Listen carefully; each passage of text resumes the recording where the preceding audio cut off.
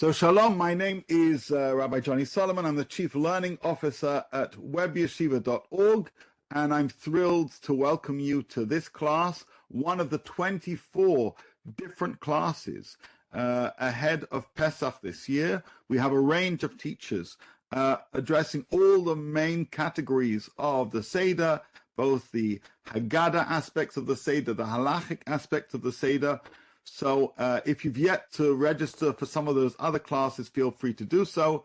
In addition to that, I'd like to just mention how I serve as the virtual rabbi. I provide online spiritual coaching and halachic consultations one-to-one or with couples. I do that under the umbrella of WebYeshiva.org. And so if you're interested in booking a session with me, please visit our website and you can find my details there. Today we talk about Karpass, which seems to be just the vegetable we eat before we get to the main part of the Seder. For many people, Karpass is just a stepping stone, and we don't think much about it, which is exactly why I'm thrilled to be touching on this topic, because it provides us with the opportunity to explore an oft overlooked aspect of the Seder. So why do we do Karpass? What should be the vegetable we use for Karpass? What's its significance? What's its purpose? And is there any spiritual symbolism to the Karpass? Those are the questions we're going to try and answer in the next 45 to 50 minutes.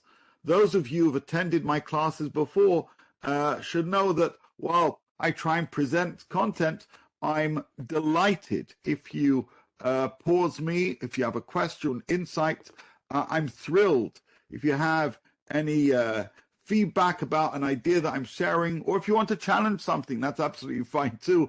This is not meant to be a soliloquy. So though I'm going to be presenting some ideas, this is meant to be an interactive class, and feel free to unmute yourself at any given stage and share your thoughts. And I'll often pause in order for you to do so. And even if you have an idea in between, feel free to let me know what you have to say, either through the chat or through speaking up. So let's begin by talking about the Karpass as part of the order of the Seder. Of course, we have 15 steps of the Seder. Karpass, Urchatz, Karpass. We're early on in those 15 steps. This is the third step. So after Kiddush, we wash the hands. We don't say a blessing. And then we have the Karpass. We wash our hands because we're about to dip a food in liquid. So this is part of the ritual washing, but not part of the kind of washing we do prior to bread. But that's not our focus, and there's already been a class on the Urchatz. So let's continue by talking about Karpass. And as mentioned, Karpass is a very, very interesting topic. And we're going to jump into the Mishnah. And the Mishnah in Masechet Psachim, chapter 10 of Masechet Psachim, is where all the primary rules of the Seder outlined, both in the Mishnah and accompanying Gemara. And here we're told the following: Hevi'u lefanav matbel b'chazeret ad shemagia leparperet hapat. The attendants brought vegetables before the leader of the Seder prior to the meal, meaning before motzi matzah. If there are no other vegetables on the table, the light print is an explanation, whereas the dark print is a translation. We are told he dips the chazeret into water or vinegar to taste some food before he reaches the bread.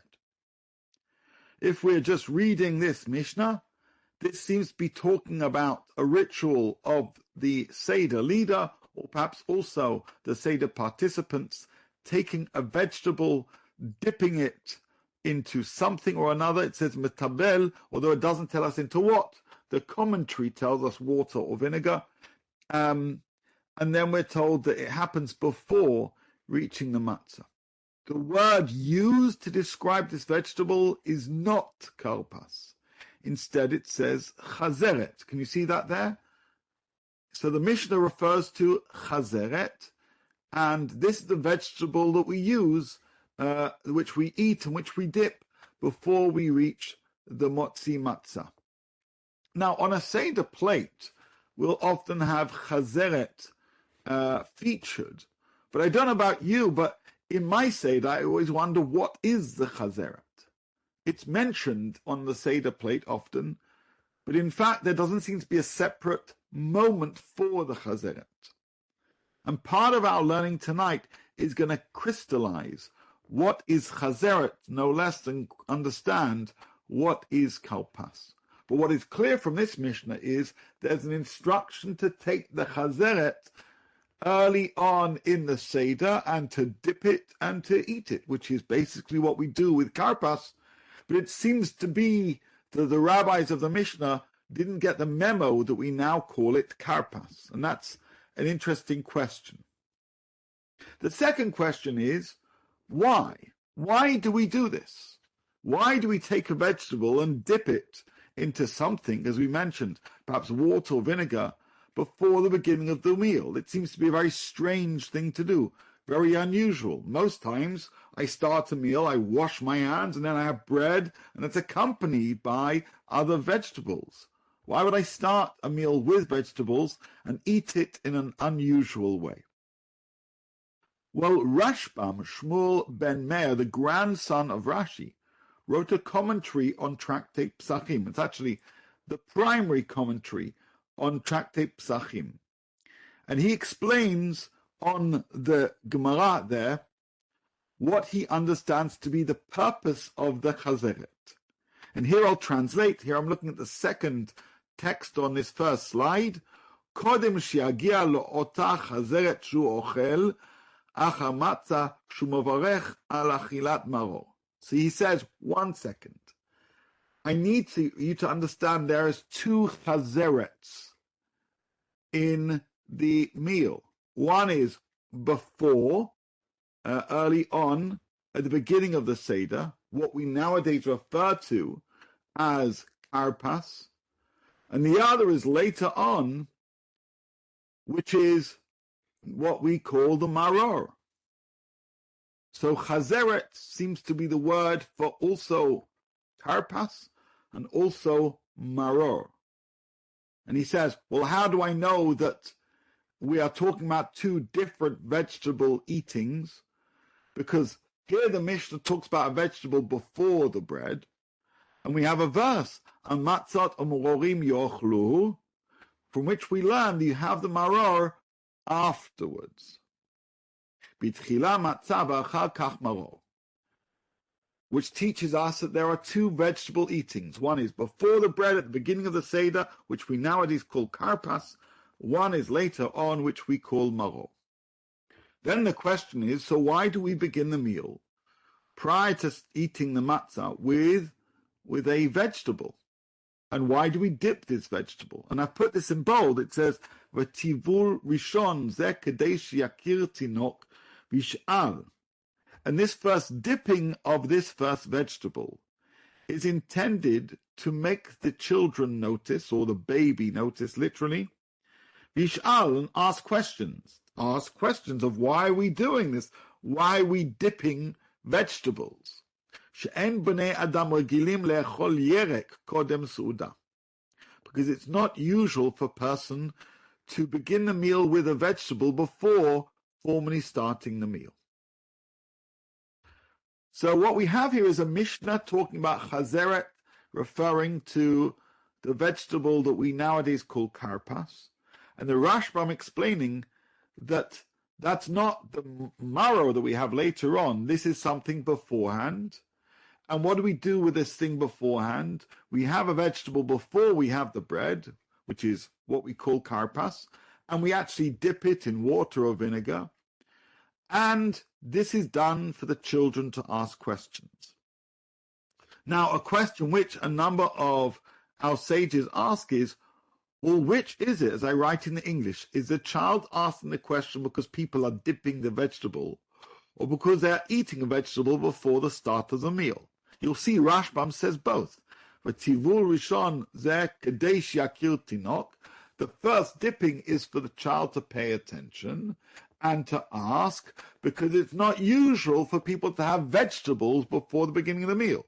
Well, really, Rashbam should have said, because it's not usual for people to dip vegetables. So it seems to be that we do two things which are strange right at the beginning of the Seder. Number one is we have a vegetable before the start of the meal, and number two, we dip that vegetable in liquid. Both of those, as alluded to by Rashbam, are meant to stir up questions for the children to ask what's going on, which is really the prompt of all the answers that we have in the Maggid section of the Haggadah. So I'm going to pause here. There could be a range of questions emerging from these texts. So I want to highlight again, the Mishnah uses the word chazeret, not karpas, although it seems to be talking about karpas. Rashbam mentions there are two vegetables eaten, one before the bread and one after. One is what we nowadays call karpas, one is what we call maror. And what do we do with what we call karpas, though it's referred to as chazeret? The fact that we have it before the bread is significant, and the fact that we dip it is significant, and both of these are meant to be done in order to get the children to ask questions. Any questions from you about what we've learned so far?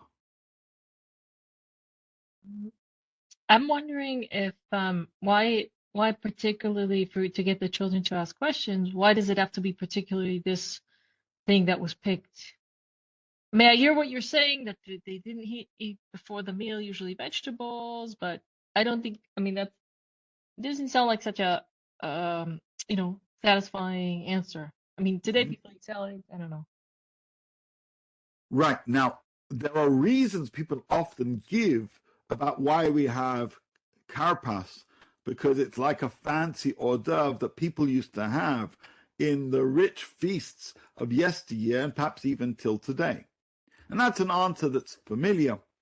But the classic answer actually is this, that perhaps not necessarily this is why we have the vegetable, because remember, Rashbam, I'll say it once more time, he says the first dipping is for the children to pay attention and ask, because in general, we don't have vegetables before the beginning of the meal.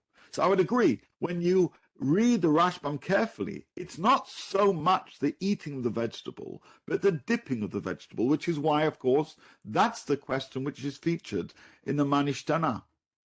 So apparently a child is going to be more confused by a vegetable being dipped in water or vinegar or something than necessarily having a vegetable before the meal. So, correct, that doesn't seem to be so radical. Overall, the rabbinic endeavor is to do lots of strange things for children to ask random questions. We have a story in the Talmud where the very moving of some of the tableware at the beginning of the Seder prompted a young sage to ask, "What are you doing?" To which the response is, by virtue of you asking this question, we no longer need to say the Manishtana. So we do lots of things for the children to ask questions. In fact, according to Rav Soloveitchik, the real reason why it's customary for some people to wear a kittel on the night of Seder is simply for the children to say, "Why are you wearing a kittel for the night of Seder?" That's it. Thus, principally, you could wear something else particularly unusual, and that would lead people to ask questions. The whole notion is that the endeavor of Seder night is to give a green light for lots of questioning, and this questioning to be prompted by lots of unusual things. So this would lead to a dynamic conversation on Seder night. According to, I think it's the Shemi Shmuel, when you ask a question, you feel that there's a gap in your knowledge. He describes this as being a form of spiritual exile. You're disconnected from where you want to be. And getting an answer which is satisfactory is part of almost intellectual redemption. So he explains that the question and answer isn't merely educational means of engagement, but in fact a spiritual replay of being exiled and redeemed. But be that as it may, we do strange things in order for children and for adults, by the way, to ask questions, which actually is a significant piece, and I'm going to be touching on this in my next session next week about children and Seder night, but I'll add it again here now, which is, it is not helpful when children know exactly what's going to happen at the Seder when they come to the Seder, because then there's no surprise. Then they don't ask questions because they knew exactly that we were going to have a vegetable dipped in water or in vinegar. They know exactly the fact that we're going to be moving the plate and raising the matzah and wearing the kittel and doing whatever.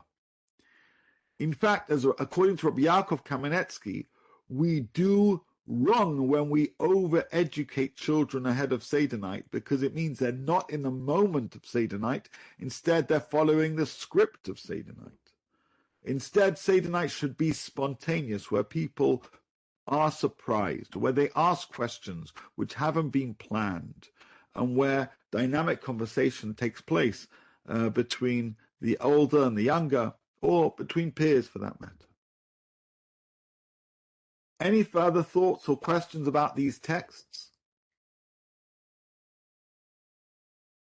Okay, I'll take that as a no. Again, feel free, if you want to come back to these, we can do so. So what I brought from here is a wonderful Haggadah called Haggadah Shel Pesach im Iyonei Haggadah, sorry, slight typo there, with analysis of the Haggadah. I'll fix that afterwards, which contains some descriptions about the historical development of the Haggadah practices. I'm going to read just a few lines, but it's significant that it informs us, and this is based on numerous sources cited here in this passage and elsewhere.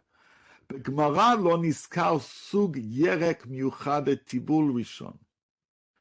Though it mentions the chazeret, which actually many identify as being lettuce, some people understand chazeret as being a broader term for a range of vegetables, including what celery, for example. People often view it as that. בסדר רב עמרם כתב מביאים מיני ירקות. In fact, in pretty much the earliest form of Siddur that we have, meaning the earliest form of prayer recorded in print, not in print, recorded in writing, Rav Amram Gaon Siddur, he says we bring various types of vegetables at this stage, and he says perhaps lettuce or different seeds or kuzbara. We can see that there, meaning mashma da'ein chiluk besug hayerek v'yachol likach yerek kolshu. The implication is it actually doesn't matter which vegetable you use for this stage. Why? Because as we said before, the whole point is that you're having a vegetable before the meal and you're dipping that vegetable. What that vegetable is doesn't necessarily matter. And he quotes then the Rambam, Gama Rambam b'Peresh Mishnayot, Katav, V'ochel eze yerek shnizdamen lo. A person will eat any kind of vegetable they have at their disposal. Okay? And he quotes a bunch of other sources which are not that significant. What's fascinating is that what we eat, and we nowadays call Karpass, the main point is that it stirs up questions. It's not necessarily that particular foodstuff is significant. You know, when it comes to the charoset, there are debates about what the recipe should be, but broadly speaking, the charoset is meant to be cement-like. The maror is meant to leave some kind of bitter taste, either an immediate bitter taste like horseradish or later bitter taste like lettuce. But in this instance, for the first vegetable, it doesn't matter what the vegetable is, which is why in many Haggadot, there'll be recommendations of what we use for Karpass, but there'll actually be a range of suggestions, or oftentimes it'll say some people use potatoes, some people use, again, lots of different things. I imagine that each of us here in this class may have a different custom. It is not so specific because its purpose is about stirring up that question of why are we having vegetables now and why are we dipping those vegetables. Any thoughts or questions about this particular point, this notion that the vegetable matters a lot less than perhaps we think? I have a question and I have a thought. My question is, can you use something like a potato kugel, or is it a requirement that it's just a vegetable? So I think the notion is that you're using not necessarily a raw, meaning uncooked, but a distinct vegetable, because that implies that this is something disjointed from the main meal. Right, for example, kugel, I love kugel, by the way. Okay, cool. But kugel, I already think, the meals come, but I guess they forgot to leave out the bread. But I know when kugel's around, this is a meal-like object. Here, it's meant to be particularly surprising. Why are we having the non-meal food, apparently the beginning of an important feast of a meal? It should be both, for those who say this is something that they did in the Grecian times of having vegetables as an hors d'oeuvre, then that's a luxury. Alternatively, you could say it should be a disappointing first course, and people say, what is this all about? But it shouldn't be something predictable for a meal. It shouldn't be something which I'm used to having in a significant meal. Kugel I'm used to having on a Shabbos meal. I just had some last Shabbos. It was very tasty. My son used banana. He said, well, that's a ha'adama, so I can use it. I thought that was very sweet. Right, and that's reflective of the general sentiment that though there are classic things that people use for Karpass, and in no way am I suggesting that people should veer from their family custom, and that's good to preserve, nevertheless, the essence of Karpass is not the specific foodstuff, the specific vegetable, but rather it should be something which raises eyebrows, both in terms of its form, its timing, its being dipped. And people would say, what are we doing here? Now, of course, like I said before, if you tell everyone you're doing that ahead of time, they're not going to ask because they already know. So part of the Seder should be, when it comes to Karpass, there is like an aha moment where people say, when they take off the lid of a dish and you expect it to be one thing, it's another. That's the point of Karpass. You expect at this point to be something substantive, and it's not. In fact, you're supposed to have less than a kazayit. It's not substantive, and it's not expected. And creating that drama at the Seder is part and parcel of the choreography of the Seder. It's to make people be curious and say, what are we doing here? And that's part and parcel of the real essence of Seder night. Asking questions, debating, reflecting, engaging. That's what we're doing. If you're asking, what are we doing here? Then we're doing the right thing here. Yeah. Any further thoughts just about the notion that it need not be a specific vegetable, meaning, again, keep to your customs and that's good, but it's quite clear in the rabbinic traditions that there was no absolute insistence on a specific vegetable, other than the fact that classically in the Mishnah and in the Gemara, the word karpas was not used. The only word that was used was chazeret, which was what was used for maror, meaning, according to the blueprint seemingly of the Seder, the same food was used for karpas as it was for maror. But at some point, and we're going to see soon, that seems to have changed. Because the purpose of the maror is to bring that sense of bitterness, but the purpose of the karpas isn't. The purpose of the karpas is for people to ask questions. I wanted to say, I think because we just heard a shiur about rachatz, so I think that and the rachatz has like so many significant ideas that are even related to Pesach that are like, they're not just like floating, in outer space. So maybe the vegetable, the karpas, is because we wanted something to do for the rachatz. That's what I think. The urchatz, you wash your hands because you're about to dip. So you're right. You need that's meaning those 15 stages were created around what already became some kind of form of Seder, and then they were given names.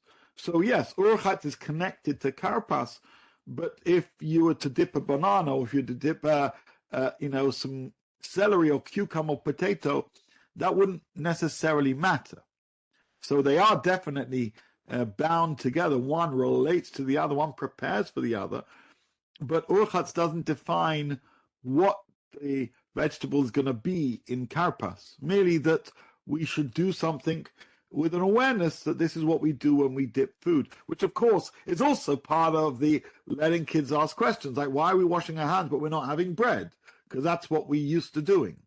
And going back to my previous point, that's why we shouldn't over-educate before the Seder, otherwise no questions will be asked, because it's as if then you're reading a script which is already familiar, wherein instead, Seder night should be full of surprises. Why are we doing this?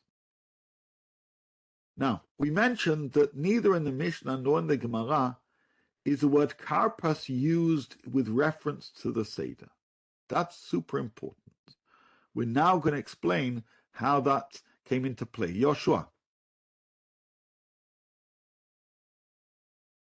you want to share something? Yes, Yoshua, you got your hand up? Hello? Okay, feel free to unmute and share whenever you can. Fine. Yoshua, I'll wait for you to join us back. No worries. Feel free to put in the chat, and we'll see what we can do in terms of responding. Let's now understand where that term Karpass came into play. Because again, it's not mentioned in the Mishnah, it's not mentioned in the Gemara with reference to Seder night. So what is Karpass? Let's start that question. What does the word actually mean? Because, in fact, if we are being true to the Mishnah, the 15 stages should be Kardesh, Orchatz, Chazeret, right? That's what we saw, not Karpass. So I brought here a Mishnah from Tractate Shvi'it, which is talking about different vegetables, nothing to do with Pesach, okay? We're talking about the laws of tithes and the laws of Shvi'it, that means a Shemitah festival. So it happens to be, this is a Mishnah which lists a bunch of vegetables, and it mentions Hapigam, Rivozin, Vashotim, Chaglogot, Kuzbar, Shbarim, Karpass, Shibnaharot. Can you see just in the list there, it's mentioning rue and wild amaranth, purslane, mountain coriander, river celery, and wild rocket. Okay, so it says here, it translates this as river celery, Karpass. Now, whether that's a correct translation or not, we'll see in a second, because that's how people translate to the Mishnah. If you look in the translation of the Yerushalmi, he says, Mau Karpass Shebnaharot. According to Rabbi Yossi Bar Chanina, it is Pitrozelidon, which is parsley. Okay? So Karpass may be celery, maybe parsley, but that word refers to those types of vegetables. But we still have a question. Why did we incorporate the word Karpass in the Haggadah Shel Pesach when the Mishnah and the Gemara never mentioned it with respect to the Haggadah Shel Pesach? Instead, they only had the word Chazeret. And Chazeret either is the same vegetable we use for maror, or it represents a whole range of vegetables. Why did we narrow the menu seemingly so that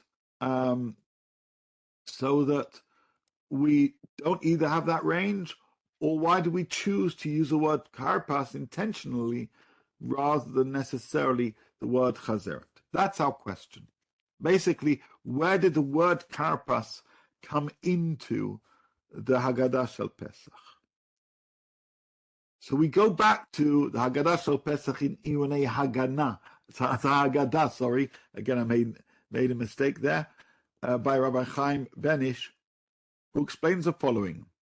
Achena bet Yosef Katav. True, Rabbi Yosef Kara wrote, Katav HaAgur, quoting the Agur Mari Molin, right? Hore lechazer achar Karpass litibul rishon. So, let me explain.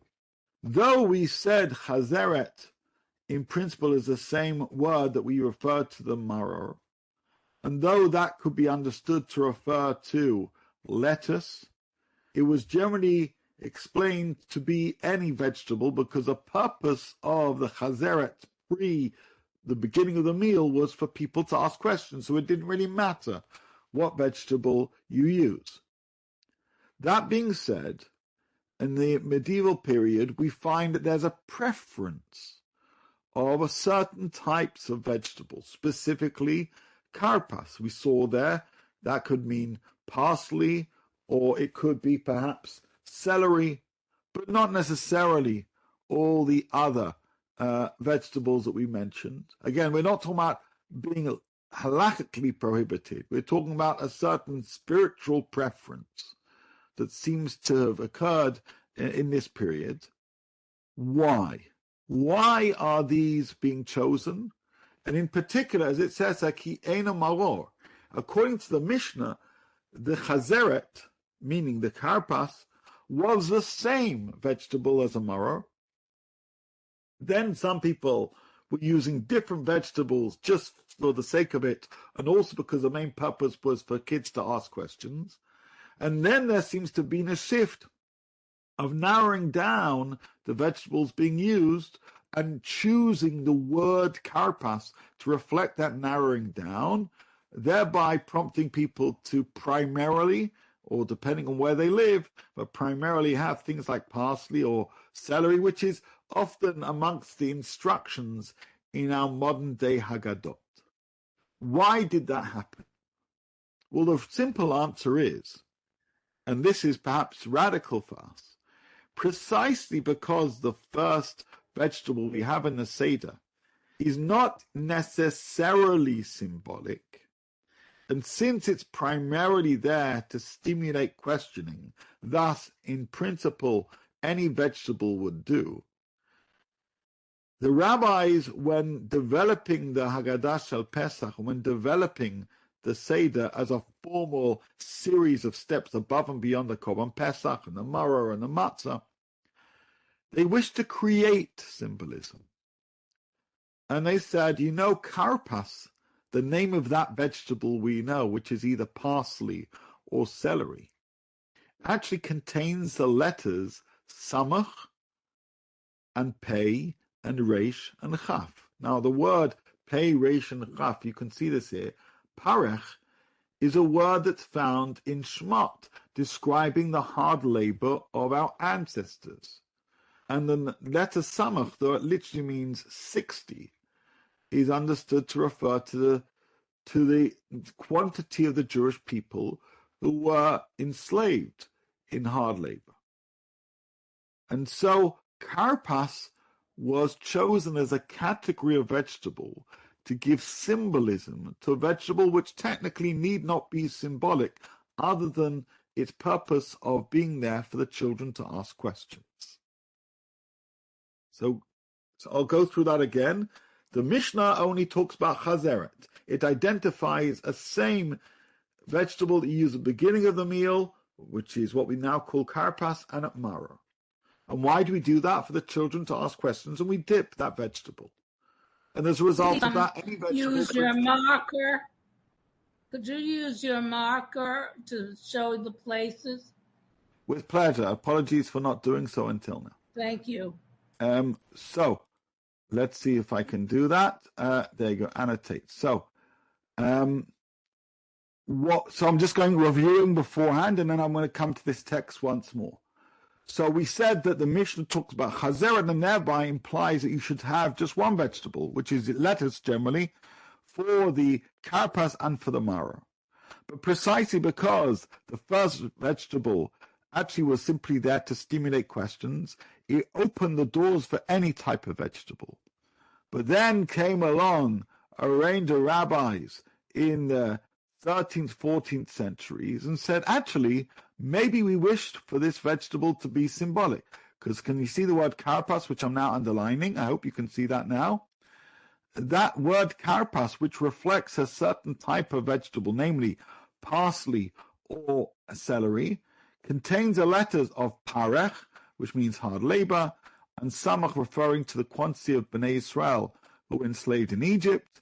And so by choosing to use the word karpass and thereby narrowing the vegetables we use, we then give symbolism to this thing that we do at the beginning of the meal. It's not just for the children to ask questions is to symbolize something more about the very process and event that we are commemorating about the mitzvah we're fulfilling of Sipur Yetziat Mitzrayim. So I'm just going to pause here in case anybody has any questions about what I've said so far. I'm just also looking through the chat, and thank you so much for those who've written. Any thoughts about what I've said so far? Can you see there's an evolution of the Karpass from being something broad to often being within a smaller category of vegetables, not because halacha requires it, but instead because it seems to then reflect a certain part of the Exodus story. Karpass is parech samach, or samach parech. Any thoughts about that? Any questions? Okay.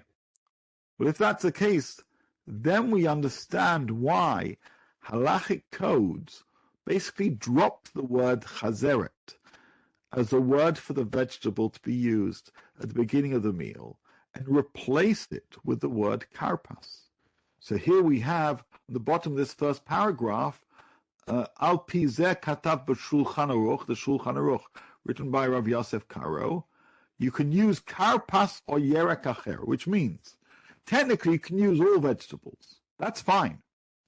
But there is, by this point, an interest in using parsley or celery because the Hebrew for those vegetables, karpas, contains that message of our ancestors worked hard in Egypt. It's got nothing to do with the vegetable. It's to do with the word play of the word karpas.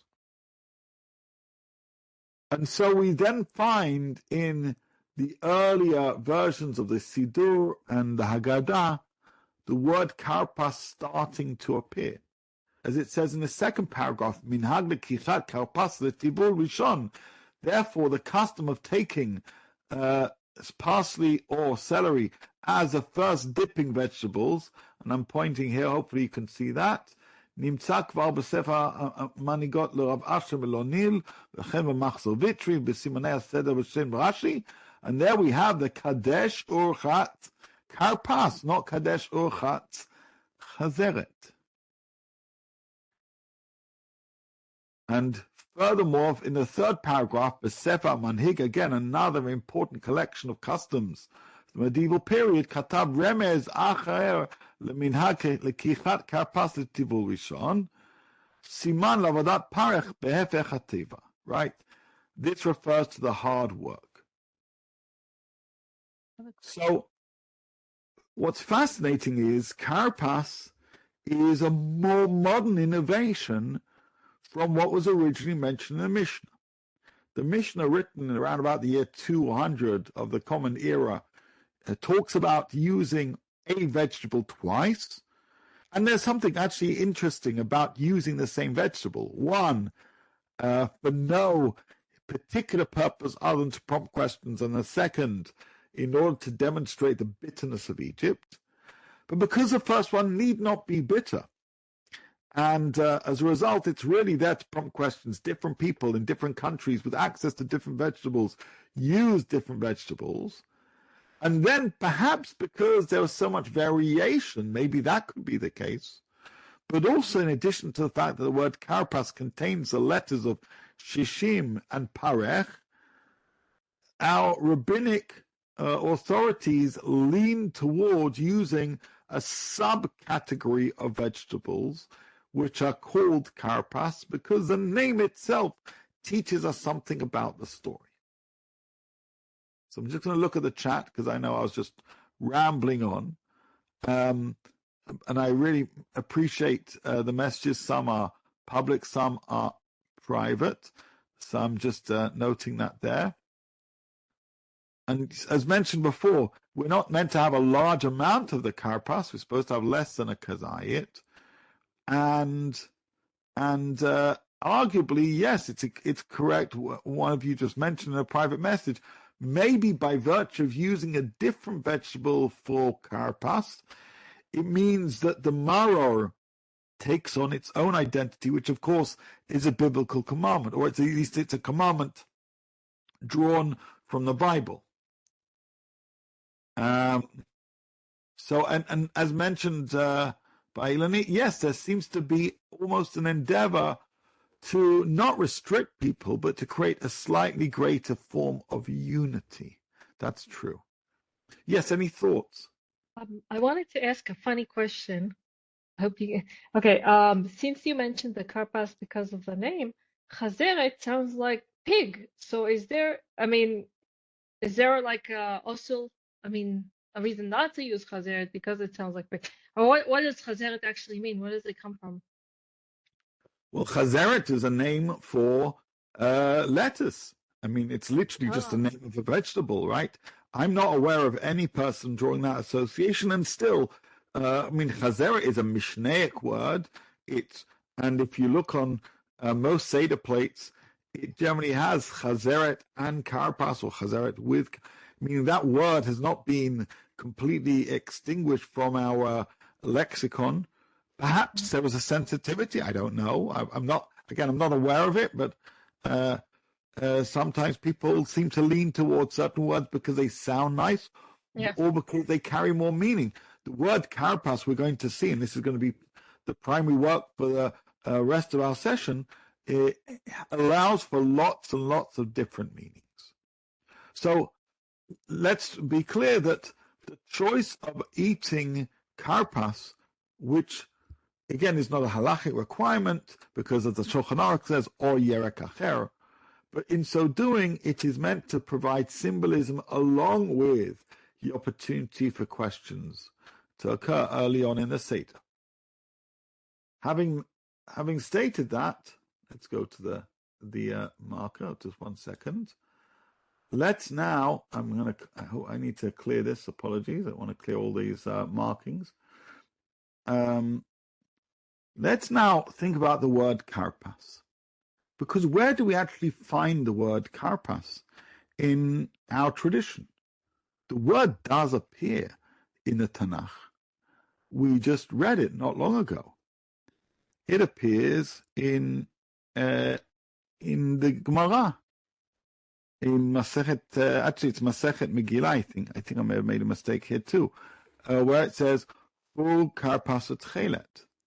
We have that in Megillat Esther. We're talking about the fine linens that were part and parcel of the dress of the monarchy. My Karpass. What is Karpass? According to Rabbi Yossi Bar Chanina, Karim Shel Pasim. Karpass is made up of two words. Karim means cushion. Pasim means velvet. That's the way it's been translated. We're going to come back to that word in a second. So Karpass, though it was a word for a vegetable in the time of the Talmud, actually in the time of the Tanakh, as featured in Megillat Esther, it refers to beautiful clothing. But you'll know that if I say the word pasim, that may remind you of something else altogether, which is what? The ketonet pasim, right? That coat. The coat of many colors that was given to Yosef. And what's Yosef got to do with the Pesach story? Well, of course, Yosef went down to Egypt. His descent to Egypt prompted the enslavement. So there is also an interest in using the word Karpass, because though the classic Talmudic meaning of Karpass is Karim Shel Pasim, Rabbeinu Manoach interprets Karpass as Ketonet Pasim. It refers, and it's a hint to, the coat that led to all that aggravation between Yosef and his brothers. And that would be, therefore, a very significant thing. And furthermore, of course, what do we do with the Karpass? We dip it. And what did they do with his coat? They dipped it. So what you have is a Mishnah that talks about the first vegetable we have being Chazeret. Though that allows for lots of different vegetables to be used early on in the Seder to prompt questions, later on there is a preference of using Karpass, which is a certain type of vegetable, as we saw in the Yerushalmi, maybe parsley or celery. Why do we care so much about parsley or celery as vegetables? Not necessarily. It's not that these particular vegetables, their taste or their look, are symbolic. It's the word that became symbolic. Either samach parech, as we saw earlier from the Sefer Manhigim and others.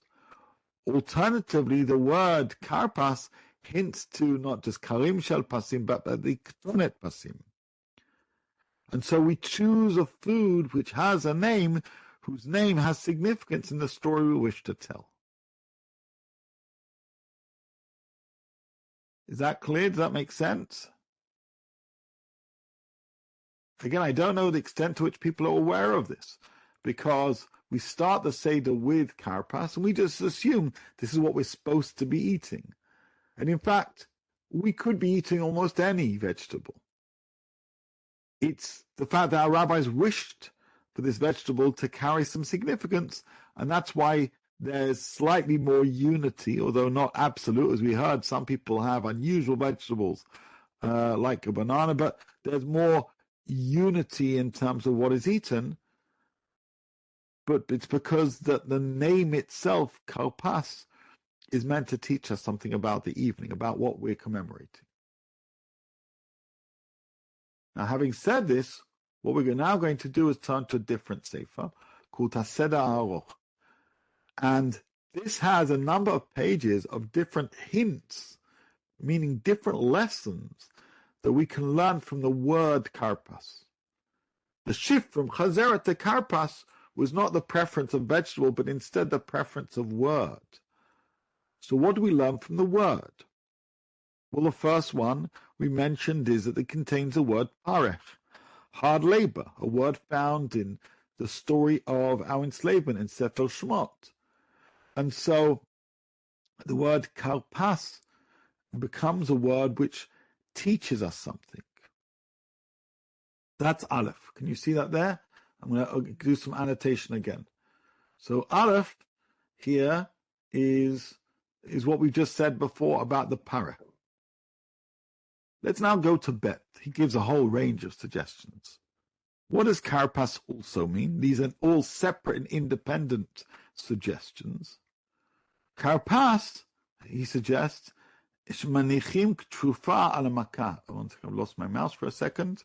It says, where, can you see me? Can you hear me? Okay. Okay, I'm sorry. I'm kind of lost myself a little bit here. The Karpass is where you ready yourself to have a remedy for the affliction. And so the word Karpass apparently conveys this notion of remedy. That may sound strange, but that's what we're being told here. Okay? So far, so good? I hope so. Let's move on. That's Bet. Let's go to Gimel. Karpass domeh lateven zechesh nisht'abdu al avoteinu b'Mitzrayim. According to the third suggestion, Karpass, either in its form, perhaps celery, is a bit like what is teven. Remember, teven was the straw that was used to make the bricks. If you ever tasted celery, you know that's how it comes out, right? Very stringy.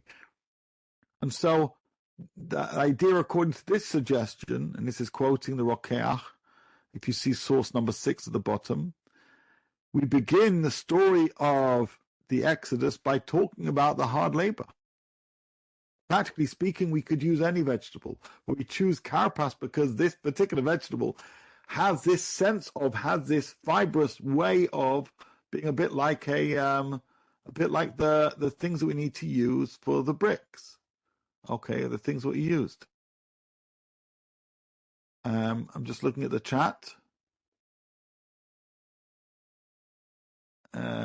Okay. Let's now, greens are a welcome relief. That's true. Let's now see these other suggestions. We mentioned Karpass not trikon ktonet pasim. Now, this is an idea which I read about some years ago, this beautiful notion that we begin the Karpass with the Karpass to remind ourselves of the coat that Yaakov gives to Yosef, and we dip it in the way that the brothers dip the coat. And that makes the Karpass rich with significance. Of course, the reality is that our sages didn't require us to have Karpass. They simply required us to have Chazeret. But we then narrowed that vegetable in order to add that further symbolism.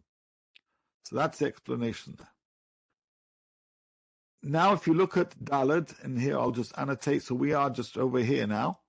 You see that there? Yesh nagim likach lekarpas karti, right? What is karti? It is like leek, right? Beet or leek. Remez shichvetu sonenu. This is what we have on Rosh Hashanah. So Karpass, that letters, the Chaf and the Reish, remind us of the symbolic food that we have to destroy our enemies. Perhaps that's something we should be more intentful for, not necessarily now in terms of at least we're still fighting hard wars nowadays, but the Karpass is symbolic of overcoming our enemies. Perhaps that's a better word. So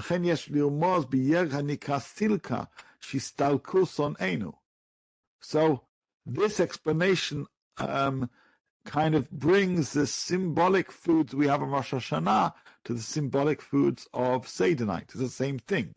That's a suggestion that we should use the same symbolic foods. Yesh omrim shanoseh karpas v'milchama menatzeach. Right? Again, some people feel that the Karpass represents this notion of overcoming our enemies and being victorious. Let's now move on. Unfortunately, my mouse seems to be playing up a bit. So let's see if I can move my mouse to, where am I? Hello? Please forgive me a second. Let's do this. Okay, I'm going to go on and I'll see if I can get the screen to follow where I'm at. Apologies, a little technical issue here.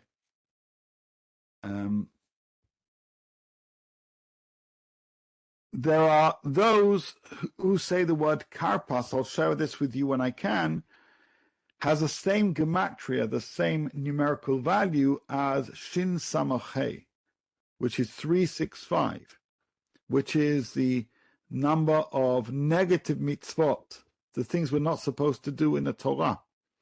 And so that's interesting. Or the word Karpass contains the letters for kesef, money, because it's good to give charity around about this time of year. There are a few other suggestions. We'll get to it. Again, unfortunately, my mouse seems to be playing up a bit. But what I do think is interesting is all of these explanations are trying to add further symbolism to the choice of a vegetable, which was added in order to give symbolism, even though the primary reason of having this vegetable at this stage in the meal is merely to ask questions. So all these suggestions are interesting, but they're certainly not the ikar. The ikar is so people ask. So do you have any questions about the things I've said so far?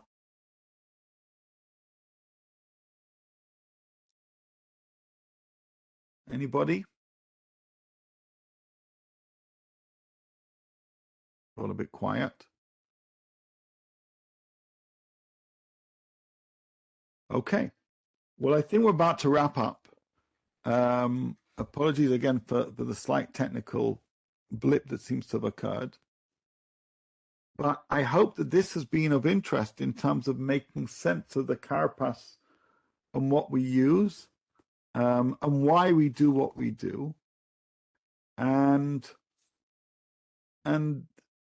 the whole purpose of the meal being to foster questioning, to do things which are unusual.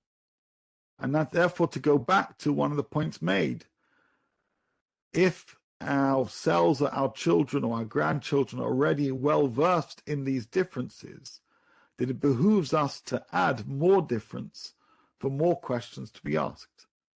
Otherwise, the things that were unusual 2,000 years ago are very expected, and nobody asks any questions because they think they know the answer. So know that for Karpass you can use many different things in theory.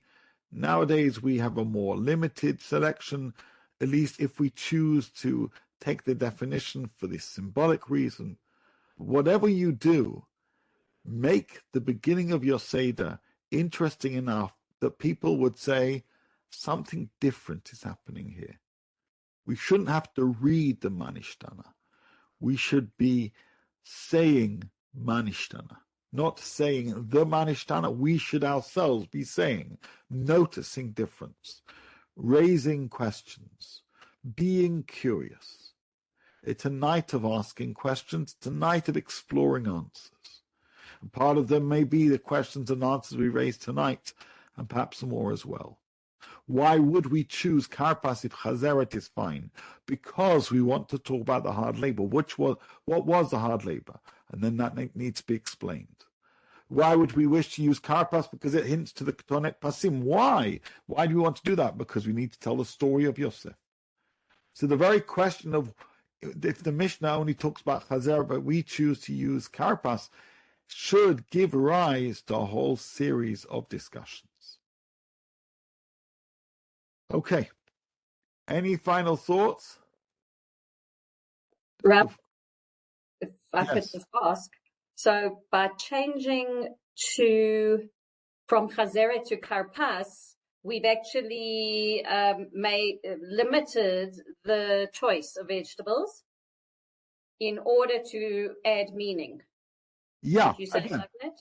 100%. Yeah. Although, again, you're not halachically bound to only have parsley or thing. As we mentioned before in the Shulchan Aruch, it says Karpass or Yerek Acher.